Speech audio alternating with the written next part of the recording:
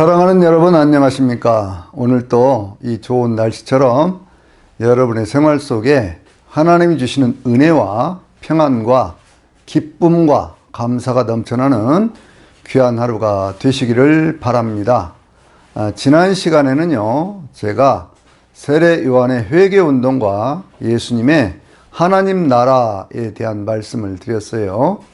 이 세례 요한에 대해서 예수님이 평가하기를 세례 요한은 이 세상에 있는 어떤 여인이 낳은 사람보다도 가장 큰 사람이다 라고 마태복음 11장 11절에서 이렇게 말씀을 하셨습니다. 세례 요한은 무슨 권력을 가진 사람도 아니죠. 그렇다고 해서 그 큰 부자도 아닙니다. 그런데 예수님은 이 세례 요한에 대해서 세상에서 가장 큰 사람이라고 그렇게 이야기를 했을까요? 그것은 세례 요한은 이 구약시대의 엘리야와 같은 절대적인 믿음의 사람이었죠. 하나님을 향한 절대적인 믿음을 가지고 있었고, 그는 생활의 청빈과 성결함을 통해서 온전히 그가 하나님의 뜻대로 사는 사람인 것을 보여주었습니다.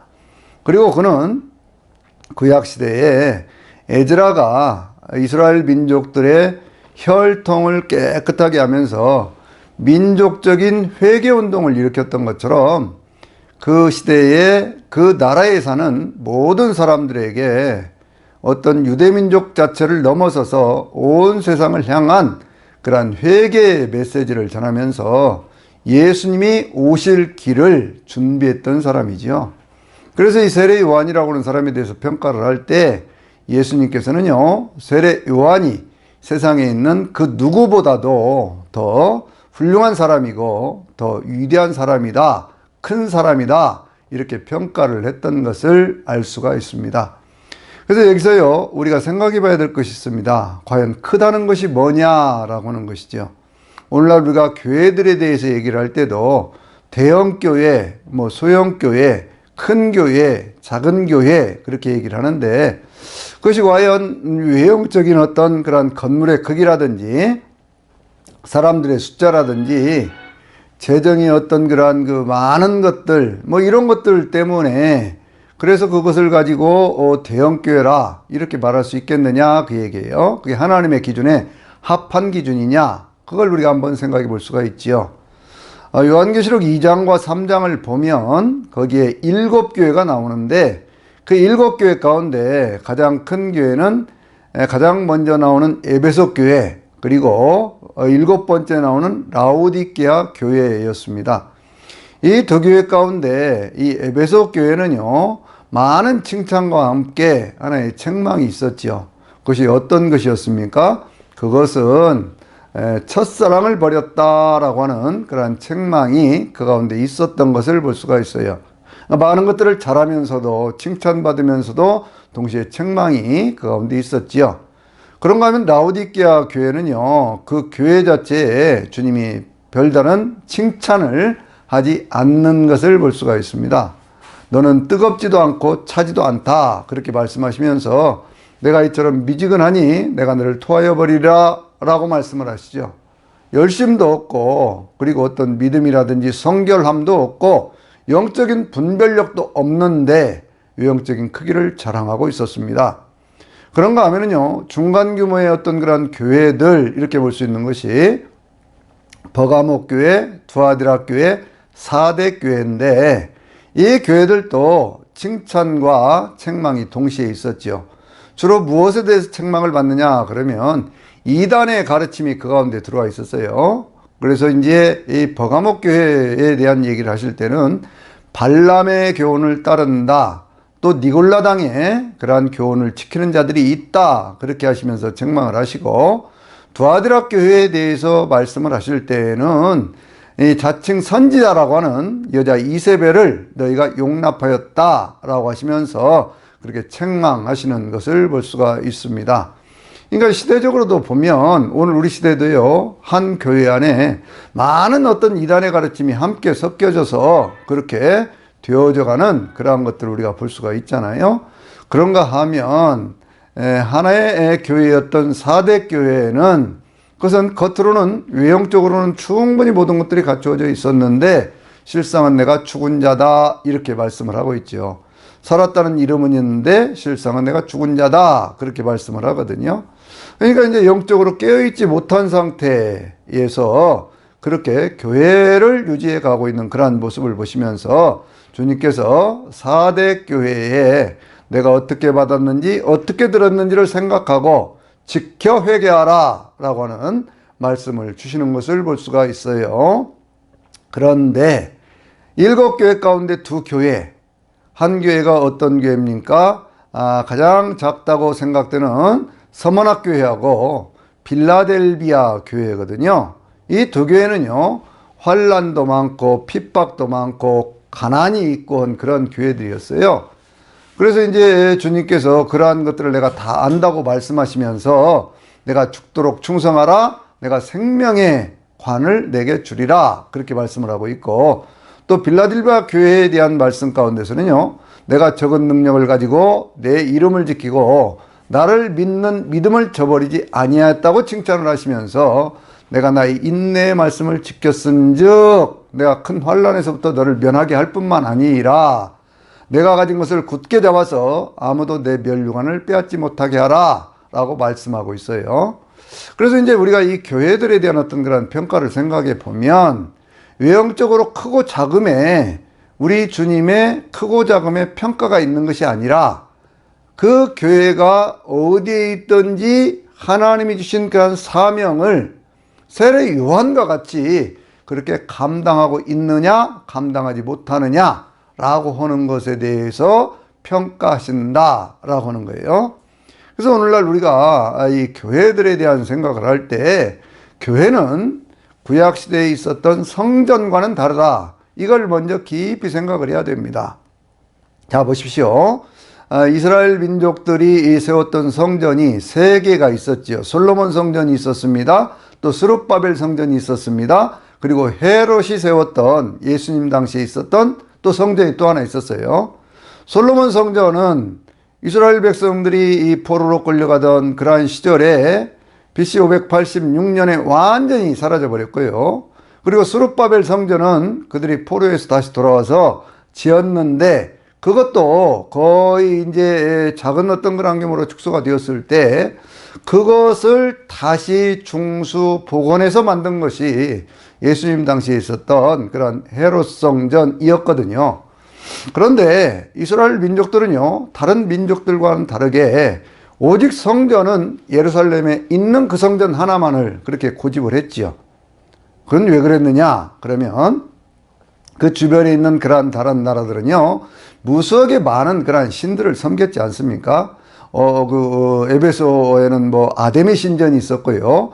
두아디라 같은 데를 가서 보면 그건 아폴로 신전이 있었고요. 그리고 이제 로마 같은 데를 가면 거기는 제우스 신전이 있는 그러한 모습들이 있었거든요. 그러니까 각 지역마다 수없이 많은 그러한 수호신들이 거기에 있었어요. 그런데 이스라엘 민족들은요, 오직 유일하신 하나님을 섬겼기 때문에 하나님도 한 분, 성전도 하나라고 하는 그런 원칙이 그들 가운데 있었던 거예요. 그러니까 유일하신 하나님을 섬기기 때문에 성전은 하나다라고 이렇게 생각을 하고 있었는데, 그러면서 그 성전을 중심으로 해서 수없이 많은 어떤 그러한 사람들이 늘 그 가운데 모여있고 활동하고 했잖아요. 근데 성전이 성전으로서 제대로 기능을 못하는 그러한 시대가 예수님 시대였습니다. 성직을 매직하면서요, 안나스와 가야바라고 하는 장인과 사이가 함께 대제사장 노릇을 하는 그러한 시대였었거든요. 그러면서도 여전히 그 성전을 중심으로 해서 수백 명, 수천 명의 사람들이 모여서 그와 같은 일들을 했기 때문에 거기는 심지어 성전세라고 하는 것도 받았고 성전에서 쓰는 돈으로 재물을 바꿔주는, 재물의 어떤 그런 가격을 성전의 어떤 그런 쓰는 돈으로 바꿔주는 그런 것들이 있었잖아요. 여러분 한번 생각을 해보면요, 성전에서 쓰는 돈이 어떤 돈이었었느냐? 그것은요, 두로라고 하는 곳에서 만든 돈이에요. 그러니까 거기는 이방신의 형상이 새겨져 있는 그러한 돈이거든요. 근데 그런 돈을 왜 썼느냐? 그러면 두로라고 하는 곳에서 만든 그 은화라고 하는 것이, 세겔이라고 하는 것이 그것이 가장 은혜 순도가 높았다고 그래요. 그러니까 은혜 순도가 높은 것을 쓰기 위해서 두루라고는 다른 이방인 나라에서 만들었던 그러한 돈을 가져다가 그걸 성전세로 그렇게 썼다 그 말이죠.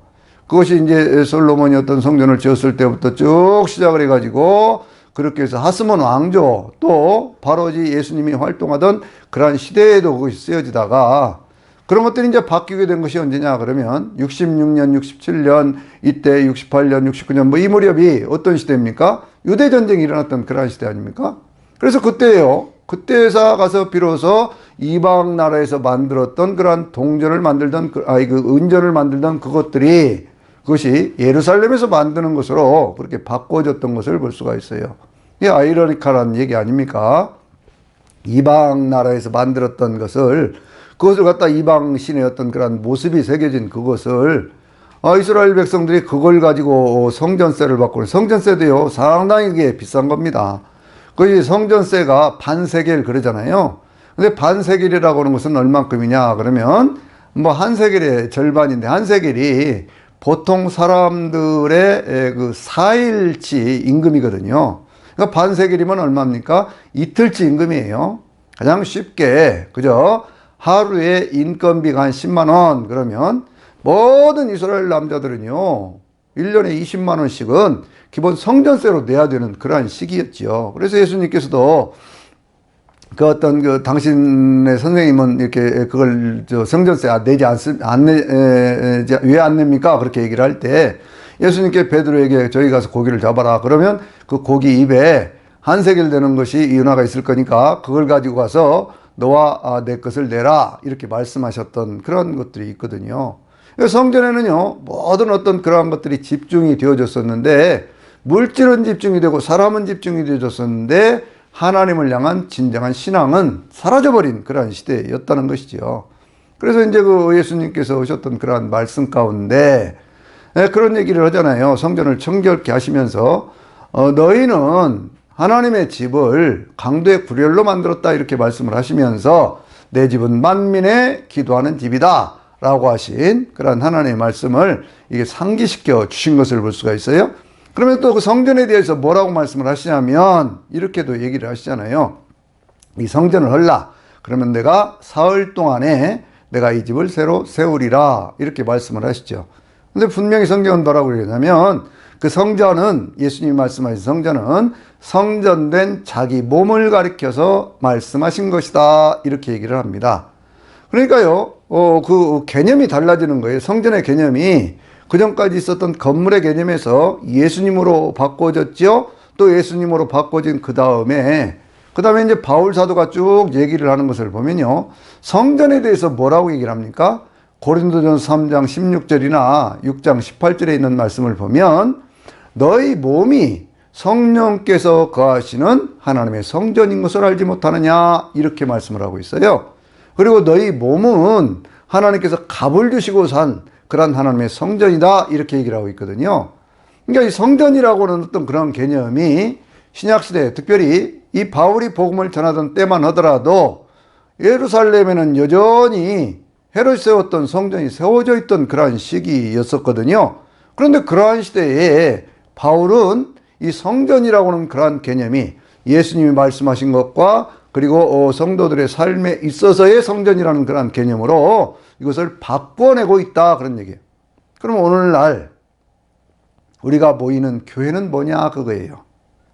이 교회는요 이런 성경적인 어떤 그런 의미에서 정리해 보면 어떤 그런 하나의 성전된 성도들이 모여서 하나님 앞에 예배하는 예배당이에요. 또 교육하는 장소죠. 서로 사랑을 나누는 장소고 힘을 모아서 어려운 사람들을 돕는 구제를 실천하는 것이고 그리고 하나님의 복음을 전해서 영혼을 구원하는 그러한 처소로서의 예배당이요 교육장이다 그런 얘기예요. 그래서 이러한 개념들을 우리가 잘 알고 하나님의 성전은 하나님의 백성들이고 성전된 그러한 성도들이 모여서 하나님 앞에 예배하는 예배당으로서의 그러한 개념으로 오늘 각처에 서 있는 그러한 교회들을 바라볼 수 있어야 돼요.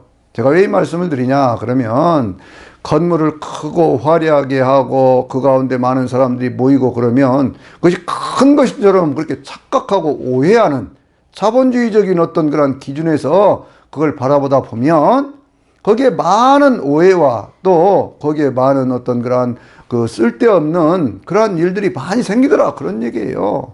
그래서 여러분들 늘 우리는 성전된 나를 어떻게 갖고 갈 것이냐 라고 하는 것에 대해서 깊이 생각을 해봐야 되고 또 그런 기준으로 봤을 때 주님께서 세례 요한을 바라보고 권력도 없고 돈도 없고 무슨 명예도 없는데 온전히 하나님을 신뢰하고 하나님의 뜻대로 살려고 했던 이 세례 요한에 대해서 여자가 난 자 중에서 가장 큰 자라고 말씀하셨던 그러한 의미를 우리가 새길 수 있게 되는 것이죠.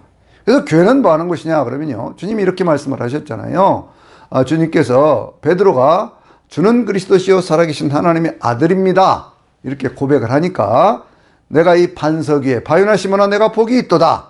내가 이 반석 위에 내 교회를 세우리니 음부의 권세가 너를 해치 못할 것이다.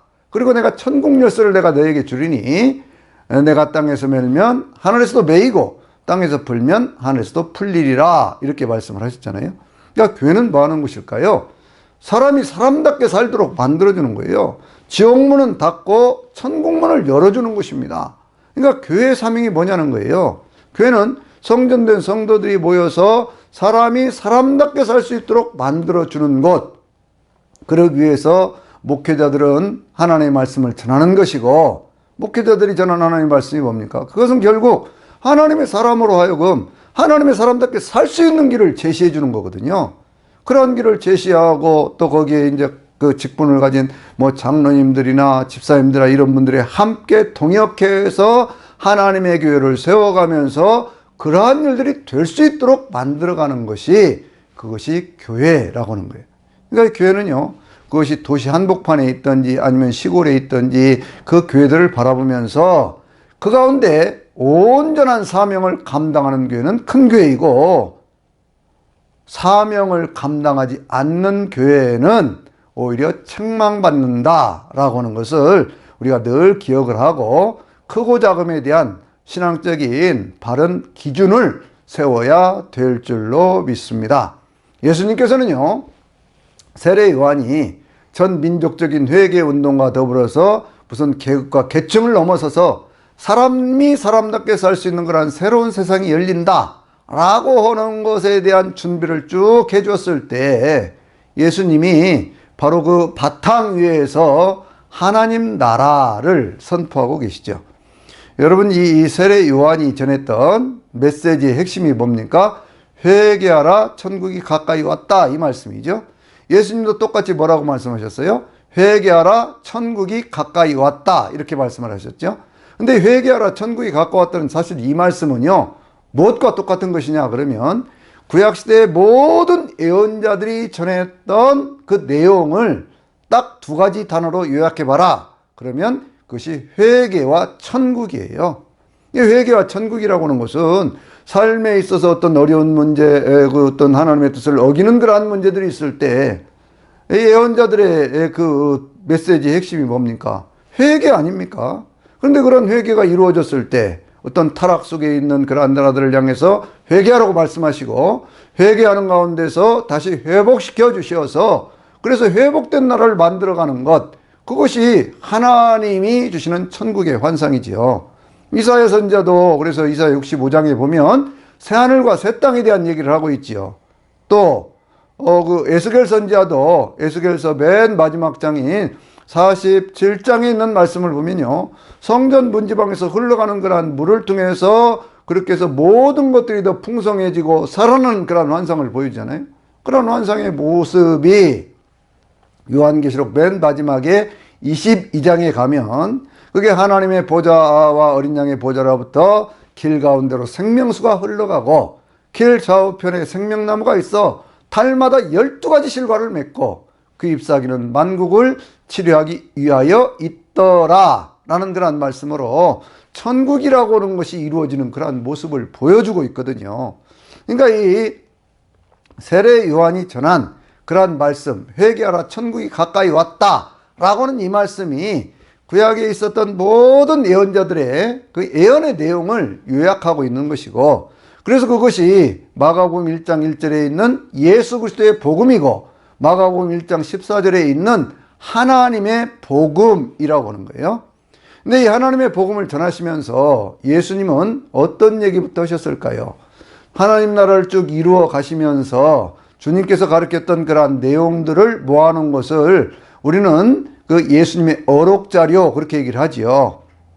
성경에 쭉 기록된 것을 보면요, 마가는 자기가 만났던 예수님, 베드로부터 들었던 예수님, 그러한 얘기들을 통해서 마가복음을 썼고, 마태는 마가복음을 기준으로 해서 예수님의 어록자료 그런 것들을 모으고, 그리고 자기가 가지고 있던 기본 자료를 통해서 이 마태복음을 쓰잖아요. 그런데 이 마태복음에 맨 처음에 어떤 그러한 모아진 예수님의 어록자료가 마태복음은 여기저기에 있거든요. 그것이 어디냐면 5장, 6장, 7장에도 있고요. 또 13장에 보면 거기에는 뭐가 있습니까? 7가지 비유의 내용이 있죠. 그것도 천국에 대한 비유거든요. 또 25장에 가서 보면 예수님의 재림을 준비하는 자들에게 주시는 3가지 교훈이 있죠. 그것이 열처녀의 비유, 달란트의 비유, 양과 염소의 비유, 이런 것으로 지금 말씀들이 되고 있거든요. 그래서 마태는 예수님의 제자이었잖아요. 12제자 가운데. 그 12제자 가운데 하나였던 이 마태는 마가복음의 내용을 기본으로 하고요. 이건 무슨 얘기냐 그러면 마태복음하고 마가복음을 보면 이 마가복음에 있는 내용의 90% 정도가 마태복음에 들어와 있거든요. 그러면 그걸 확장시킨 거예요. 예수님이 전하셨던 말씀, 그리고 자기 자신이 알고 있던 그러한 내용들, 그걸로 해서 마태복음 전체 28장을 구성하고 있는데, 그 가운데 5장, 6장, 7장에 있는 말씀을 우리가 산상수훈 그렇게 얘기를 하잖아요. 산 위에서 전하신 그런 말씀인데 예수님의 말씀 가운데 가장 뛰어난 말씀이다, 그런 얘기잖아요. 그런데 이 말씀을 전하시는데 예수님께서 제일 먼저 하신 말씀이 뭐예요? 그것이 팔복에 관한 그런 말씀이죠. 그래서 제가 오늘은요, 이 팔복에 대한 말씀을 좀 쭉 한번 해보면서 우리가 신앙생활 하면서 어떤 예수님이 전해줬던 그런 말씀 가운데 누릴 복들이 무엇인가 라고 하는 것에 대해서 말씀을 드려볼게요. 이 성경을 보면요, 성경 전체는 우리 인간의 구원을 위해서 주신 책이잖아요. 근데 그 구원을 위해서 주신 그런 말씀 가운데 한쪽에는 축복의 길이 있고 한쪽에는 저주의 길이 있다고 하는 것을 분명히 나누어서 말씀을 하지요. 근데 이 축복으로 쭉 흘러가는 그런 맥이 성경은 창세기서부터요, 요한계시록까지 이어져 가는 것을 우리가 볼 수가 있거든요. 자, 창세기 1장 27절과 28절에 있는 말씀을 보면 하나님께서 하나님의 형상대로, 곧 자기의 형상대로 사람을 지으시잖아요. 자기 형상, 곧 하나님의 형상과 모양대로 사람을 지으시되 남자와 여자로 만드셔서 그들 가운데 복을 주시고, 그리고 그들 가운데 생육하고 번성하며 땅에 충만하고 땅을 정복하라. 처음부터 이렇게 축복에 대한 그런 말씀을 하고 있거든요. 근데 이런 축복에 대한 내용이 그 다음에 어디로 가지요? 제가 중간을 이렇게 연결시키면서 좀 말씀을 드려볼게요. 그 창세기 9장을 보면 거기에 노아한테도 똑같은 말씀을 하시거든요. 노아 그 가족, 홍수가 지나갔습니다. 홍수가 지난 다음에 노아의 가족들에게 하나님께서 그들에게 복을 주시며 생육하고 번성하고 땅에 충만하고 땅을 정복해 가라 라고는 그러한 말씀들을 주시는 것을 볼 수가 있어요. 이러한 말씀들이 누가 이어갑니까? 아브라함. 창세기 12장에 보면 하나님께서 너는 내가 내 본토 친척 아비집을 떠나서 내가 너에게 보여줄 땅으로 가라. 그러면 하나님께서 그 아브라함으로 큰 민족을 이루게 하고 이름을 창대케 하고, 그리고 내가 너에게 복을 주어서 내 인생이 복이 되게 하리라, 그렇게 말씀을 하시거든요. 그런데 거기 복이 되게 하리라고는 그런 말씀이 어떤 뜻이냐면, 영어 성경을 보면 하나님께서 브레싱 하니까 to be blessed가 되었다, 이런 뜻이에요. 이건 뭐예요? 존재 자체, 그 사람 그 자체가 복이 되는 인생이 되었다, 그런 얘기거든요. 근데 이런 말씀들을 쭉 이제 축복의 계보로 이어가면 그 가운데 이제 이삭이라든지 야곱이라든지 요셉과 같은 그런 사람들을 통해서 이어져 가다가 모세가 이스라엘 백성들을 이끌고 나와서 마지막 느보산에서 이스라엘 백성들을 대상으로 축복에 대한 말씀을 전하면서 신명기 28장에서요. 하나님의 말씀대로 살고 하나님의 어떤 말씀에 청종을 하면 그러면 세계 모든 민족이 뛰어난 민족이 되게 하겠다고 말씀을 하시면서요. 또는 들에서도 복을 받고 뭐 떡광줄에도 복을 받고 여러 가지 축복을 하는데 특별히 그 가운데 28장 6절에 있는 말씀을 보면 너는 들어가도 복을 받고 나가도 복을 받을 것이다 라고는 그러한 말씀을 해요. 인생 자체가 복이 된다는 것이죠. 그것이 누구와 똑같은 거예요? 아브라함과 똑같은 거예요. 그래서 이제 갈라디아 3장 9절에는 뭐라고 얘기를 합니까? 아브라함 같은 믿음 있는 사람에게는 아브라함 같은 복을 받는다라고 선언하는 이유가 거기에 있는 것이죠. 이러한 축복의 내용들을요 다시 정리를 한 것이 있습니다. 그것이 어디예요? 시편 1편.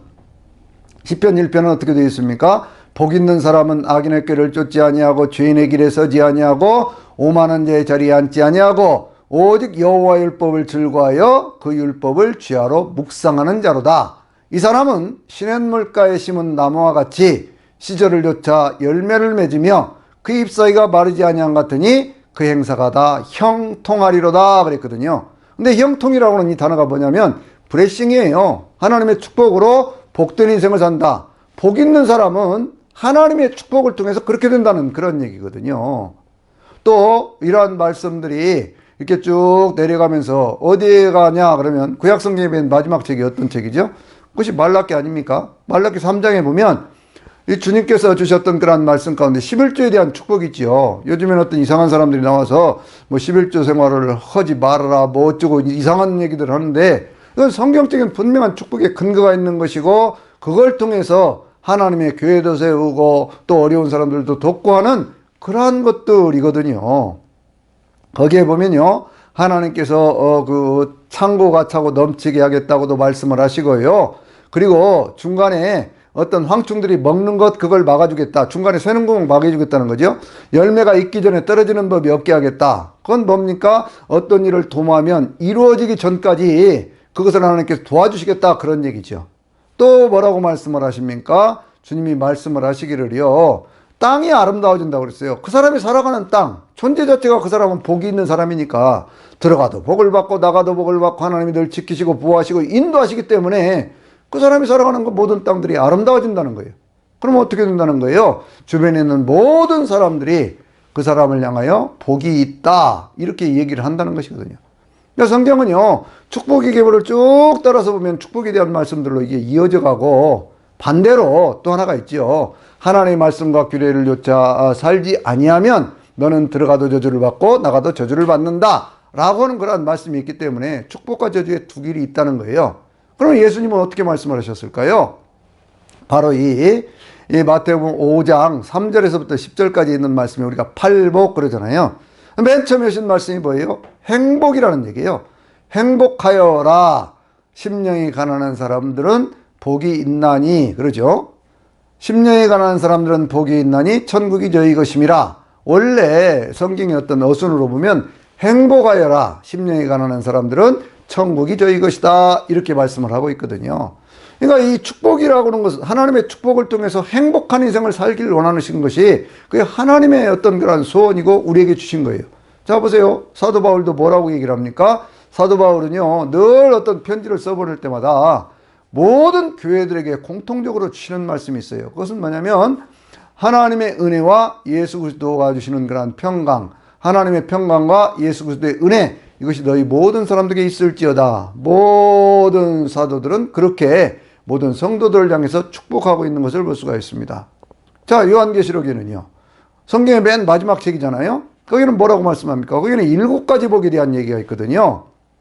7가지 복에 대한 얘기 한번 해볼까요? 거기는 뭐라고 말씀하냐면 1장 3절에 이런 말씀이 있습니다. 이 예언의 말씀을 읽는 자와 듣는 자와 그 가운데 기록한 것을 지키는 자는 복이 있나니 때가 가까움이라 라고 말씀하고 있어요. 그러니까 주님의 재림의 때를 기다리면서 하나님의 말씀을 새기고 사모하고 그 말씀대로 사는 사람들이 인생 자체가 복이 있다 그런 얘기죠. 또 14장 13절에 있는 말씀 보면요. 지금 이후로 주 안에서 죽는 자들이 복이 있다 그렇게 말씀해요. 성령께서 뭐라고 말씀하십니까? 그러하다. 이는 그들이 수고를 그치고 쉼을 얻으리니 그들의 행위가 따름이더라 이렇게 말씀하고 있거든요. 여러분 인생이라고 하는 것은요, 사는 것도 복되게 살아야 되지만 죽는 것도 복되게 죽여야 되는데, 그것이 어떻게 해요? 주 안에서 죽는 자들, 그렇게 말씀하고 있습니다. 세 번째는요, 16장 15절에 있는 말씀을 보면요, 보라 내가 속히 오리니 자기 옷을 지켜 벌거벗고 다니지 아니하고 자기의 부끄러운 수치를 가리우는 자들이 복이 있다. 삶의 성결성을 얘기를 하고 있죠. 우리가 살아가는 그런 삶에 있어서 얘가 예수 그리스도를 믿는다고 하는 것 때문에 예수 그리스도 안에서 성령님과 함께 성결한 삶을, 믿음의 삶을 사는 사람들이 복이 있다는 거예요. 그리고 네 번째 복은요, 그것은 주님께서 재림하셨을 때 할렐루야 찬양과 함께 우리가 들려 올림 받아서 어린 양의 혼인잔치에 참여하는 이러한 사람들이 복이 있다, 그 얘기거든요. 그래서 19장 9절에 있는 말씀 보면 이 혼인잔치, 어린 양의 혼인잔치에 청함을 받은 자들이 복이 있다, 그렇게 말씀하고 있는 거예요. 다섯 번째 복은 어떤 것일까요? 그것은 20장 6절에 있는 말씀 보면요, 이는 첫째 부활이라. 이 첫째 부활에 참여하는 사람들이 복이 있다, 그렇게 말씀하죠. 이 첫째 부활은, 그것은 예수님께서 재림하시고 천년왕국이 이루어졌을 때 천년왕국에 참여하는 그러한 복이거든요. 그러니까 첫째 부활 속에서 그들은 하나님과 그리스도의 제사장이 되어 그들이 천년 동안 왕노로 다리로다, 이렇게 말씀하고 있습니다. 이 계시록이 말씀하고 있는 이러한 축복이라고 하는 것은요, 살아생전의 복, 죽음의 복, 죽음 이후의 복, 이런 것들을 쭉 말씀하고 있는 거예요. 그러면서 21장 다시 7절에 있는 말씀 보면 거기 또 이런 말씀이 있죠. 보라 내가 속히 오리니 이 두루마리에 있는 예언의 말씀을 지키는 자들이 복이 있다, 그렇게 말씀하거든요.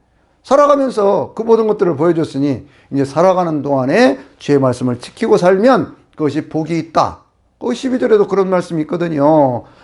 내가 너희 각 사람에게 줄 상이 있으니 너희 각 사람이 행한 대로 갚아주리라, 그렇게 그 말씀을 보완해 주는 것을 볼 수가 있어요. 그 다음에 22장 14절에 있는 말씀은 마지막 일곱 번째 복인데, 거기는 뭐라고 말씀하냐면 자기의 두루마리를 빠는 자들이 복이 있나니 그들이 생명나무와 거룩한 성에 참여할 수 있는 그러한 권세를 얻게 되밀러라, 이렇게 말씀을 하고 있거든요. 그러니까 영원한 천국에서 영생을 누리는 그러한 축복의 사람이 된다, 그런 얘기예요. 그러니까 계시록 전체도요, 하나님의 축복으로 가득 찬 그러한 말씀으로, 소망으로, 그리고 새로운 세상, 영원한 천국에 대한 그러한 소망으로 말씀하고 있는데, 이것을 재림 때만 얘기하신 것이 아니라 어디서 얘기하고 있다고요? 예수님께서 맨 처음에 복음을 전하시면서 8가지 복, 8복에서 이 모든 내용들을 다 말씀하고 있어요. 자, 다시 이제 8복으로 돌아가서 말씀을 드려볼게요. 8가지인데 맨 처음이 뭐예요? 심령이 가난한 자는 복이 있나니 천국이 저희 것임이요 그들의 것임이요, 그랬죠. 심령이 가난하다고 하는 것은요, 이 심령, 그럴 때 우리 인간에 대한 바른 이해가 여기에 필요하다, 그런 얘기예요. 심령이라고 하는 것은 스피릿, 영어로는 그렇게 얘기를 하지요. 그리고 우리의 영혼, 그럴 때는 soul, 그렇게 얘기를 하고요. 우리의 마음, 그럴 때는 heart, 그렇게 얘기를 하고요. 우리의 생각, 그럴 때는 그것은 mind, 그렇게 얘기를 하고요. 우리의 그 어떤 육체, 그럴 때는 flesh, 뭐 이런 식으로 얘기를 하거든요. 인간이라는 존재는 영혼, 육으로 되어진 그러한 존재인데, 심령이 가난하다고 그랬을 때 영적 가난이라는 것은 뭐냐 그러면 내 생명 자체를 주신 분이 하나님이시다는 것을, 그것을 인정하고 사는 사람, 그 얘기예요. 하나님을 절대적으로 인정하고 사는 사람, 하나님을 아버지로 믿고 사는 사람, 그러한 사람들에게 천국이 이루어진다는 거예요. 왜냐하면 여러분 생각해 보세요. 세상에는 두 종류 사람 사는 거 아닙니까? 하나님, 전지를 창조하신 하나님이 계신다, 그 하나님이 내 아버지다, 이렇게 믿는 사람. 어떤 사람, 하나님이 어디 있냐. 그래서 성경이 뭐라고 그래요? 어리석은 자는 그 마음에 이르기를 하나님이 없다고 한다, 그러잖아요. 그러니까 늘 우리의 마음속에서부터 우리가 늘 새겨야 될 것이 있어요. 그것은 심령이 가난한 사람으로 살아야 된다니까요. 겸손한 마음으로 하나님을 바라보며 내 생명을 주신, 영은 생명이니까 생명을 주신 그 하나님을 절대적으로 믿고 의지하면서 사는 그러한 마음, 그러한 사람들이 천국이 그들의 것이다. 여기 천국은요, 우리의 생활, 심령, 마음, 현재에서 누리는 천국이에요. 여러분, 천국은 죽은 다음에 천국만 얘기하는 거 아닙니다. 예수님이 맨 처음에 이 심령이 가는 자는 복이 있나니 천국이 저희 것임이요 라고 말씀했을 때, 거기 시제를 보면 현재적인 거예요. 그러니까 오늘 내가 절대적으로 하나님을 의지하는 그러한 마음을 가지고 사는 사람들에게는 하나님의 생명이 공급되기 때문에 그래서 오늘 우리의 삶이 행복할 수 있다 그 얘기거든요. 여러분 행복이라고는 그러한 단어가요 참 재미있는 그러한 표현을 하고 있습니다. 행자가 행복할 행자 있잖아요. 그것을 한자어로 보면 정말 깊은 그러한 뜻이 있는데 이 행자를 보면요 그게 어떻게 그것이 조합이 되어졌느냐 그러면 매울 신자 위에 한일자가 하나 덧붙여진 것이 행복할 행자거든요. 인생 자체가 괴로운 것 아닙니까? 삶의 괴로움에서부터 벗어나려고 사람들이 종교 생활하는 거 아니겠어요? 종교라고 하는 것은 인간의 고통에서부터 벗어나서 행복하게 만들어 주려고 하는 거예요.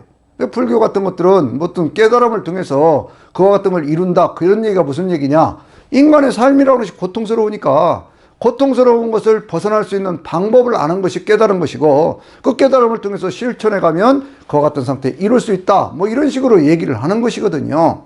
그런데요 우리는 그렇게 생각하지 않습니다. 우리는 어떻게 생각해요? 그래 인생이라고 하는 것이 괴로운 것이다. 인생에는 고통도 있고 저주도 있고 그리고 죽음이 있는 것이다. 그러나 이 모든 것들을 우리는 내 인생의 괴로움 가운데 하나님이 손을 얹어주시면 한일자 하나가 더해지는 것처럼 하나님이 손을 얹어주시고 하나님이 함께 하시면 내 인생은 행복할 수 있다 라고 하는 것을 믿는 것이죠. 그래서 임마누엘의 하나님이잖아요. 여호와는 나의 목자시니 내게 부족함이 없다. 내가 여호와의 집에 영원히 거하리로다. 내가 사망의 음침한 골짜기를 다닐지라도 해를 두려워하지 않을 것은 주께서 나와 함께 하심이라 라고는 그러한 마음 그러한 믿음 가지고 사는 것이요 그것이 바로 심령이 가난한 사람들 그들이 누릴 천국 그런 얘기죠. 그 다음에가 뭐예요? 애통하는 자는 복이 있나니 저희가 위로를 받을 것이요 그런 얘기죠. 삶에 어떤 애통함이 있잖아요. 그럴 때 위로라고 하는 것이 누구로부터 오는 거예요? 하나님의 위로. 여러분 성경을 읽으면서 그렇게 읽으시면 확실해지는 거예요. 애통하는 자는 복이 있나니 저희가 성령의 위로 하나님의 위로를 받을 것이다 그런 얘기. 그래도 우리는 기도하는 거 아니겠습니까? 이제 기도에 대한 것, 예수님의 기도 생활에 대한 것들을요 제가 다음 주에 말씀을 드리려고 그러는데, 그런데 이제 이 우리가 살아가는 어떤 그러한 삶에 있어서 우리의 살아가는 삶에 있어서 애통함이 늘 있다니까요. 성경에는 그 대표적인 사람 하나가 있죠. 어딥니까? 사무엘상 1장을 보면 한나라는 여인이 있잖아요. 한나가 아이가 없어갖고 늘 애통해 하지 않습니까? 그런데 그 애통해하는 그러한 속에서 하나님을 향해서 부르짖어 막 기도를 하잖아요. 그런데 그때 제사장에 있던 엘리가 그 사정을 듣고 당신의 기도가 하나님 앞에 상달되었습니다. 하나님께서 당신의 기도를 들어주셨습니다. 라고 얘기를 하니까요. 얼굴에 근심하는 빛이 없어졌다. 그렇게 얘기를 하고 있거든요. 여러분 우리의 삶에 애통하는 것 속에서 우는 그러한 울음, 겉으로는 표시하지 못하지만 겉으로는 말하지 못하지만 속에서는 그러한 울음이 있을 때요. 우리는 하나님을 의지하는 거예요. 그래서 그 애통함이 오히려 하나님의 위로를 받는 그러한 역사가 저나 여러분에게도 꼭 있게 되시기를 바랍니다. 세 번째가 뭐죠? 온유한 자는 복이 있나니 저희가 땅을 기업으로 받을 것이요. 온유라고 하는 것은 말 그대로 좀 따뜻하고 부드러운 그러한 마음입니다. 그런데 이 온유함이라고 하는 것이요 개인의 성품에 관한 그러한 얘기가 아니라 그것이 더 넘어가서 다른 사람과의 관계에서 어떤 모습으로 어떻게 행동하느냐라고 하는 거예요. 세상에 사람들이 살아가는 데 있어서 가장 어려운 가운데 하나가 관계지요. 하나님과의 관계를 잘 맺고 살아도 주변에 있는 사람들과 관계가 나쁘면 자기 혼자는 홀로 하나님 앞에 잘하는 것 같은데 삶이 땅에서 곤고한 것이거든요. 그래서 이 예수님께서 온유라고 하는 그런 말씀을 하실 때 우리는 딱 한 사람 생각할 수 있는데 그게 누구냐면 모세라고 하는 그런 인물이죠. 모세는요 민수기 12장 3절에 있는 그러한 말씀을 보면 어떤 일이 있었습니까? 모세가 구스 여인, 오늘날로 얘기를 하면 이디오피아 여인이에요. 그런 여자와 이렇게 결혼을 해가지고 그렇게 해가지고 이제 하다 보니까 무리가 생겼어요. 그때가 벌써 이제 출애굽을 하고 나왔던 그러한 때고 아직 가나안 땅에 들어가지도 않은 때고 가데스 바네아라고 하는 그런 사건이 있잖아요. 이스라엘 백성들이 정탐꾼 보내가지고 그 가데스 바네아에서 12명의 정탐꾼 뽑아서 보냈던 그 전이거든요.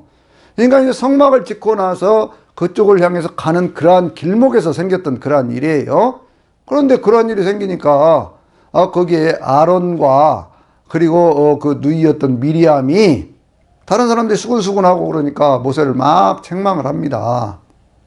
그런데 모세는요, 자기가 그것을 뭐 실수든지 아니면 뭐 어떤 계기가 있어서 그랬던지 간에 그렇게 어떤 그러한 일을 저질렀는데 거기에 어떤 변명도 하지 않고요, 그 사람들을 대적해서 얘기하지도 않고요, 그 얘기를 그냥 받아들이고 있어요.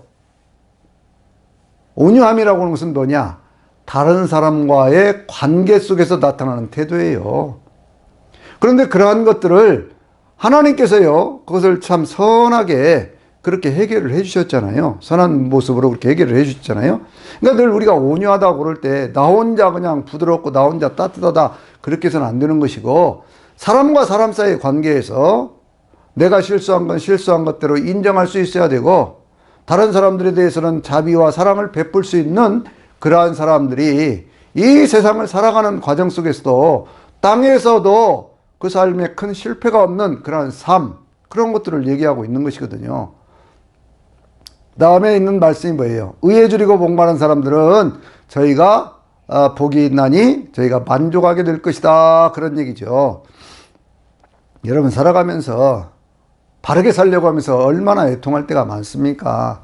정말 바르게 의롭게 그렇게 살아야 되는데, 그렇게 살면 살수록 더 힘들고 어려운 그런 세상 속에서 정말 얼마나 애통하고 힘들어하고 그렇게 하는 그러한 사람들이 많이 있냐 그 말이에요.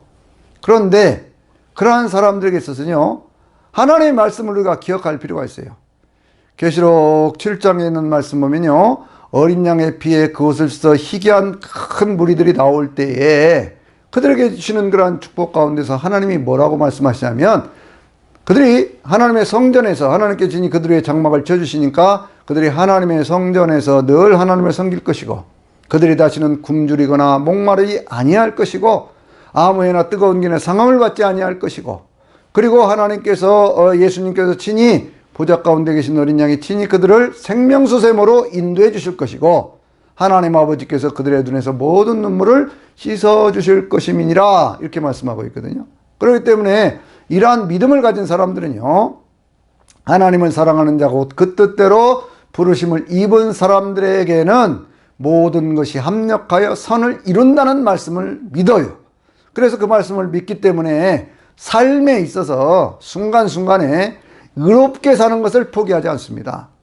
사도 바울도 그렇게 얘기를 했죠. 선을 행하다가 낙심하지 말라. 때가 이르면 거두리라. 그렇게 말씀을 하고 있잖아요. 그러니까 저는 여러분의 어떤 그런 삶에 있어서 신앙 때문에 믿음 때문에 바르게 사는 것 포기해서는 안 되는 거예요.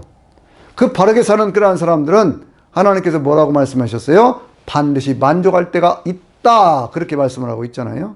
그러니까 그런 것들을 바라보면서 오늘날 세상 가운데 불의가 있고 악함이 있고 그럴 때도요, 여전히 의롭게 살려고 하는 그러한 태도가 우리 가운데 있어야 된다, 그런 얘기죠. 그 다음에 있는 말씀이 뭐예요? 그 긍휼히 여기는 자는 복이 있나니 저희가 긍휼히 여김을 받을 것이요, 라는 얘기죠. 이 긍휼이라고는 그러한 단어는요, 마가복음 1장에 41절에 있는 그러한 말씀을 보면요, 거기에 무슨 말씀이 있냐면, 예수님께서요, 어떤 그러한 문둥병자 한 사람이 자기를 불쌍히 여겨달라 하고는 그러한 것을 보면서 저를 좀 고쳐주세요 하는 그러한 것을 보면서 주님께서 그를 불쌍히 여기셔서 그렇게 해서 그 사람의 몸에 손을 대면서 그 사람을 고쳐주었다, 그런 말씀이 있어요. 긍휼이라고 하는 이러한 단어는 다른 사람의 아픔을 내 아픔으로 느끼는 불쌍함, 불쌍이라고 하는 단어 자체가 그런 뜻이거든요. 둘이 아니라는 거예요. 너와 나는 다른 존재가 아니라는 거예요. 그렇게 해서 그걸 느껴주는 것이거든요. 그런데 이 불쌍한 그러한 마음 때문에 긍휼이라고 하는 그러한 단어는 하나님의 자비를 구하는 것이거든요. 그러니까 이게 얼마나 참 놀라운 그러한 뜻이 그 가운데 담겨져 있는가 몰라요. 여러분, 우리가 부르짖어 기도한다 그러잖아요. 간구한다, 부르짖어 기도한다 그러잖아요. 근데 간구한다고 하는 나는 cry out, 내 속에 있는 것이 터져 나오는 거예요. 내 속이 그냥 정말 답답하고 힘들고 어려워서 그냥 막 속이 터지도록 그렇게 기도하는 거예요. 그런데 부르짖음이라고 하는 그러한 단어는요, 하나님의 자비, 하나님의 긍휼을 구하는 것이거든요. cry for mercy, 그렇게 얘기를 하고 있어요. 그러니까 하나님의 자비를 구하고 하나님의 궁유를 구하는 겁니다. 그러니까 우리가 잘 아는 그런 예레미야 33장 2절과 3절에서 뭐라고 말씀합니까? 이를 행하시는 여호와, 그 일을 지어 성취하시는 여호와, 그 이름을 여호와라고 하는 분이 말씀하시기를 너는 내게 부르짖으라. 내가 이전에 알지 못하던 크고 비밀한 일들을 내가 너에게 보여주리라. 이렇게 말씀하잖아요. 그러니까 불쌍히 여기는 그러한 마음은요, 상대방의 아픔을 내가 느끼는 거예요. 저 사람이 아프고 힘들다. 너는 그냥 그렇게 해라. 선한 사마리아인의 비유 가운데서 그 강도 만난 사람들을 지나가던 그러한 레위인이라든지 제사장은 사람을 불쌍히 여겨야 되는 그러한 직책을 갖고 있음에도 불구하고 그렇게 살지 않았던 사람들이고, 거기 선한 사마리아인이라고 얘기하는 사람은요, 그 사람이 아파하고 힘들어하는 것을 자기 아픔으로 느꼈기 때문에 거기에 시간 들이고 힘 들이고 그리고 거기에 물질 들여서 그 사람을 돌봐주는 것 아니겠습니까? 그거예요, 바로. 긍휼히 여기는 사람은 자기 자신의 긍휼히 여김을 받는다. 그게 누가요? 하나님께서 내가 다른 사람들을 긍휼히 여기면요, 그 긍휼히 여기는 마음 때문에 하나님이 내 인생을 긍휼히 여기신다니까요. 여러분, 그래서 율법과 선지자의 모든 것들을 주님이 요약하시면서 뭐라고 말씀하셨어요? 너는 마음을 다하고 뜻을 다하고 성품을 다하고 힘을 다해서 주 너의 하나님을 사랑하고 그리고 내 이웃을 내 몸과 같이 사랑하라. 이렇게 얘기를 했지요. 그래서 우리들 하나님을 사랑하고 자기 자신의 인생도 귀하게 여길 줄 알아야 되고요, 다른 사람들의 인생에 대해서 정말 불쌍히 여길 줄 아는 그런 마음을 가져야 돼요. 그게 예수 믿는 사람이라니까요. 예수 믿는 사람은 다른 사람의 삶에 불쌍히 여김을 여겨야 돼요. 그래서 그러한 얘기들을 사도 바울은 모든 율법이라고 하는 것이 내 이웃을 사랑하라는 이 말씀 안에 다 이루어진다. 이렇게 얘기를 하고 있는 것이거든요. 그 다음에 있는 것이 뭐죠? 마음이 정결한 자는 복이 있나니 저희가 하나님을 볼 것이옵니다. 여러분들, 이 영이라고 하는 것과요, 그리고 이 마음이라고 하는 것은 다른 겁니다. 영은 영어로는 뭐라고 얘기를 한다고요? 스피릿. 그 다음에 마음이라고 하는 것은요, 이것은 하트거든요. 근데 하트 안에는 뭐가 있어요? 마인드가 있어요. 뜻이 있어요. 생각이 있어요. 이 마음이라고 하는 그러한 것 안에 이것이 이 하나님의 생명과 하나님이 주신 생명과 인간의 정신작용을 하게 하는 이러한 마음, 그러한 생각들이 모여져 있는 것을 가리켜서 소울, 인간, 생혼, 그렇게 얘기를 하는 거거든요. 영혼, 육, 그렇게 얘기를 할 때는요, 혼이라고 하는 존재는 하나님이 주신 생명이 있는데 그 가운데 정신적인 어떤 그러한 작용을 하는 그러한 어떤 인격적인 지정의가 있는 그러한 존재가 그것이 소울이라고 하는, 혼이라고 하는 존재다. 그렇게 얘기를 하는 거예요. 창세기 2장 7절에도 있는 말씀을 보면 하나님께서 흙으로 사람을 지으시고 육체죠. 그 가운데 생기를 불어넣으시니 스피릿이죠. 그것이 들어가니까 인간이 생혼이 되었다. 그렇게 얘기를 하거든요. 리빙 소울, 그렇게 얘기를 하거든요. 그러니까 정신을 가진 살아있는 영적인 존재가 되었다. 그런 얘기예요. 근데 이것이 마음이 청결하다는 것이 도대체 뭘 얘기하는 거냐? 우리 인간의 마음 안에는요, 많은 생각들이 자리를 잡고 있습니다. 우리가 주변에 있는 사물들을 바라보면서 그 사물들에서 느끼는 어떤 그런 감정들이 있죠. 그러다 보면 그 가운데 그것이 좋다 나쁘다 하는 판단이 있을 뿐만 아니라 여러 가지 많은 생각들을 통해서 어떤 것은 욕심을 내기도 하고 어떤 때는 내 생각대로 안 된다고 해서 화를 내기도 하고, 그러다 보면 어리석은 판단이 그 가운데 자리를 잡을 수가 있거든요. 그래서 이런 것들을 깨끗하게 씻어내고 그 가운데 하나님의 영의 은혜를 받아서 진리의 말씀으로 채워서 진리의 말씀으로 그것을 바르게 분별할 수 있는 그런 사람이 될 때, 그럴 때 우리는 비로소 하나님을 알 수 있는, 하나님의 자녀로 살아갈 수 있는 그러한 일이 생기는 것이거든요. 여러분, 이것을 예수님께서 신비한 비유로 말씀하신 것이, 그것이 어디에 있느냐? 이 마태복음 12장 28절에 있는 말씀 보면요, 거기에 그런 말씀 있잖아요. 거기에 주변에 있는 많은 사람들이 예수님이 귀신을 쫓아내니까 귀신 쫓아내는 걸 보면서 뭐라고 얘기를 하면, 제가 귀신의 양 바알세불을 힘입어서 쫓아내는 것이다. 그렇게 얘기를 하잖아요. 그럴 때 뭐라고 말씀하셨어요? 주님께서 내가 하나님의 성령을 힘입어서 귀신을 쫓아내는 것이면 이미 하나님 나라가 너희 안에 있다 그러잖아요. 근데 귀신은 어디서 역사를 합니까? 인간의 마음 안으로 들어와서 역사를 하거든요. 그 귀신의 역사를 가장 정확하게 보여주는 그런 말씀 가운데 요한복음 13장 2절이라든지 13장 27절에 있는 말씀을 보면은요, 거기에 어떤 말씀이 있냐면, 가룟 유다의 마음속에 예수님을 팔려고 하는 생각을 집어넣고, 그 다음에 13장 27절에 있는 말씀 보면은 그 사탄이 그 속으로 들어갔다, 그렇게 얘기를 하고 있어요. 그러니까 이제 그런 말씀들을 우리가 생각을 해보면, 우리의 마음이라고 하는 것은요, 비어있는 상태로 놔둬서는 안 되는 거예요. 흔히 종교적인 수련을 하는 사람들이 마음을 비워야 된다, 비워야 된다, 그렇게 얘기를 하잖아요. 그런데 물론 욕심을 비운다든지 무슨 마음에 화가 나는 걸 가르칠 수 가라앉힌다든지 이런 것들은 당연히 해야 되지요. 그러나 마음을 온전히 비우면 그 가운데는 뭐가 들어가느냐? 귀신 들어가요, 여러분들. 성경적으로 바로 분별해 봐야 됩니다. 성경에 마태복음 12장 43절 45절에 있는 말씀에 그런 말씀이 있잖아요. 어떤 한 더러운 귀신이 한 사람에게서 나왔습니다. 물 없는 곳, 더러운 곳, 그런 것만 찾아다녀요.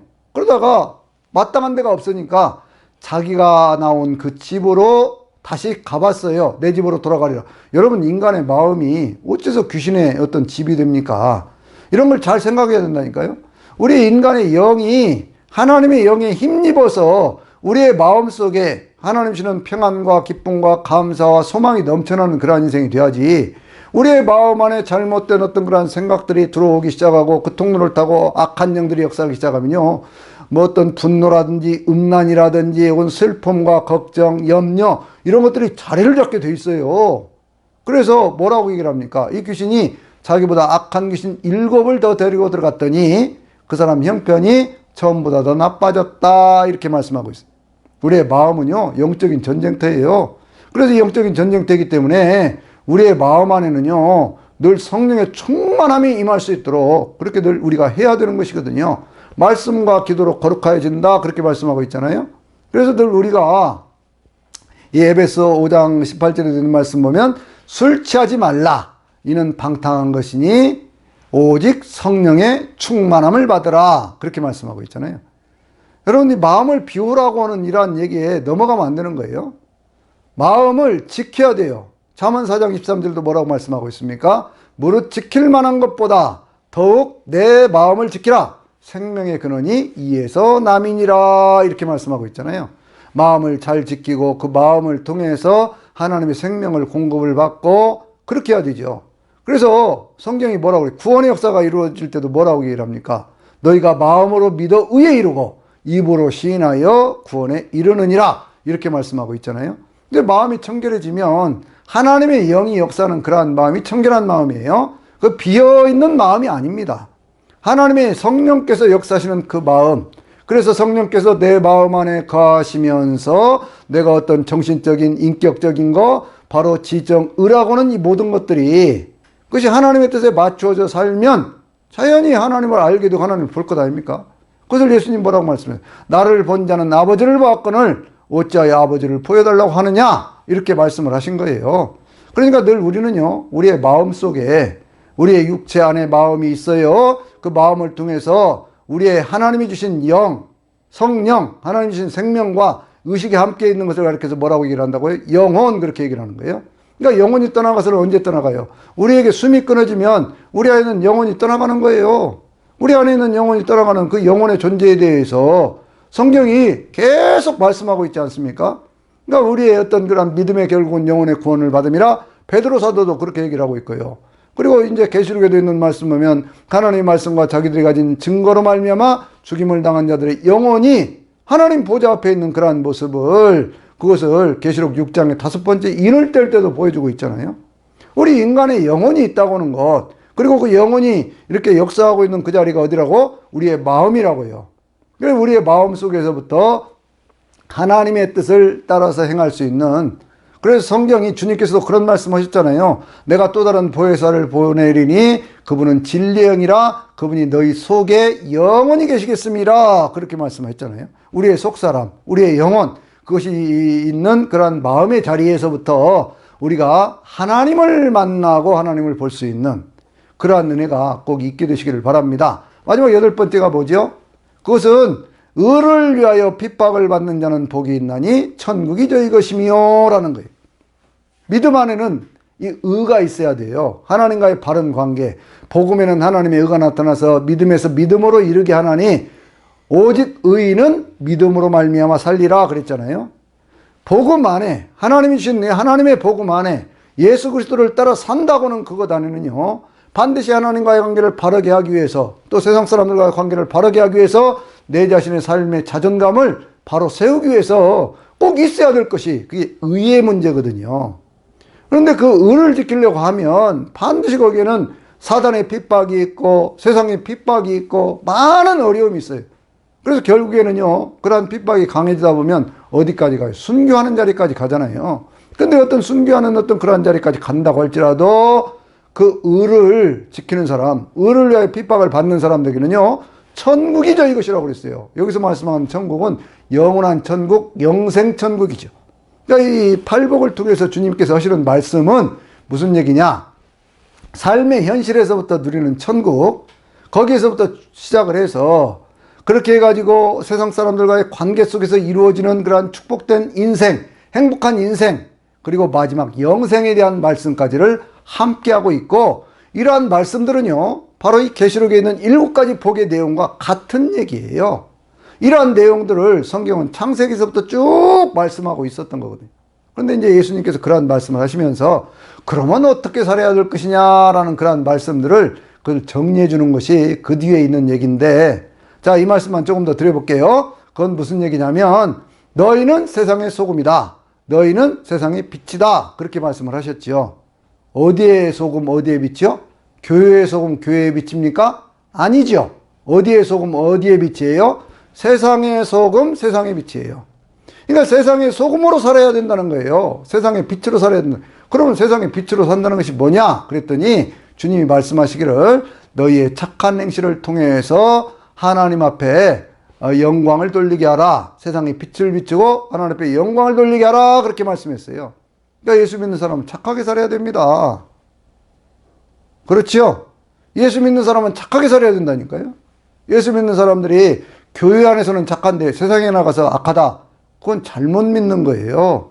교회의 빛이 아니라니까요. 세상의 빛이에요. 세상에 사는 사람들의 그 사람들을 살리기 위해서 그 영혼을 살리고 그들의 삶을 온전한 것으로 바꿔주기 위해서 예수님은 가르쳐 주셨고, 예수님은 천국 복음을 다니면서 전파하셨고, 병든 사람 보면 고쳐주고 귀신 들린 사람들은 온전케 하고 하는 그러한 사역들이, 그것이 하나님이 통치하시는 세상, 사람이 사람답게 하나님의 형상대로 창조된 사람이 사람답게 살도록 하기 위해서 교회를 세우셨고, 그 교회를 다니는 성전된 성도들은 항상 착하게 살아서 착한 행실을 통해서 세상에 빛을 비추는 그러한 삶이 되어져야 되는 거예요. 그래서요, 그것을 결론적으로 주님이 뭐라고 말씀하셨어요? 5장 17절에 있는 그런 말씀을 보면요, 내가 율법을 폐하러 온 줄로 생각하지 말라. 나는 율법을 폐하러 온 것이 아니라 율법을 완전하게 하러 왔다. 그렇게 말씀하셨잖아요. 율법의 1.1핵이라도 잘못 가르치지 말아라. 모든 그런 율법의 모든 말씀들이 온전히 이루어진다. 그렇게 말씀. 그것은 뭐예요? 율법의 완성이 사랑이니까 그 사랑을 통해서 착한 행실을 통해서 그렇게 살아가는 인생들이 되라. 그 말씀이죠.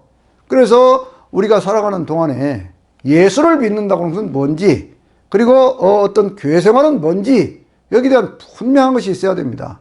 여러분, 우리를 주님은 어디로 이끌기를 원하시냐면 인생의 모든 어떤 그런 고통이라든지 어떤 질병이라든지 혹은 무슨 저주라든지 죽음이라든지 이런 데서 벗어나서 예수 그리스도를 주님으로 영접함으로 죄 문제에서 벗어나고 하나님의 자녀가 되고, 그렇게 해서 세상 가운데 행복하게 살고 그 행복한 삶을 영원한 천국으로까지 인도하기 위해서 오신 분이 예수님이시죠. 그래서요, 늘 우리는 다짐해야 돼요. 나는 오늘 또 예수님 안에 성령님과 함께 살리라.